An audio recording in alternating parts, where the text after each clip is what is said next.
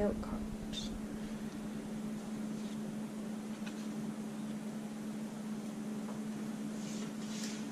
Lin Yutang once stated, "What is patriotism but the love of food we ate as a child?" Food is essential to life. We wouldn't be able to last more than a week without it. But just as eating is important, so is preparing that meal. We do it every day, and on most days multiple times. We wouldn't be able to live without cooking or preparing meals. The love of cooking and baking goes back for several generations in my family. I cook, my mom cooks, her mom cooks, and so does my great-grandma. As we look into how cooking has affected my family and our traditions, we'll see where this began, how it impacts us still today, and how I intend on keeping our tradition going. Let's start at the beginning. After conducting an interview with my mom in preparation for this speech, she told me that it all began with my great-grandma. She was known for her cooking. If you showed up to her house, you expected to have a meal ready for you.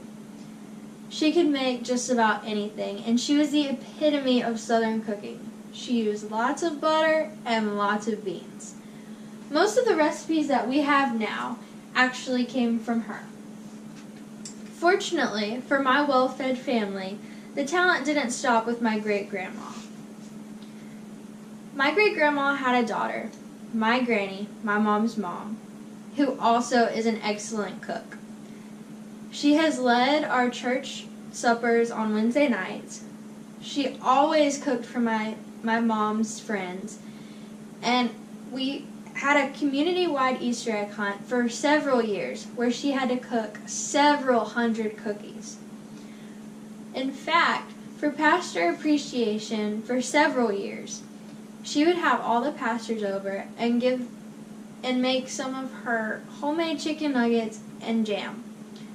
They would all rant and rave and couldn't wait to go back next year. Just as her mom taught her how to cook, she taught my mom. My mom enjoys it just as much as her mom and great-grandmother did. She makes us dinners with no complaints each night. In fact, when we were little, all of our birthday cakes were made and decorated by her, and they looked like a professional could have done it. Since we all enjoy baking, we've developed many traditions over the years that include our food. Most of these traditions happen around the holidays.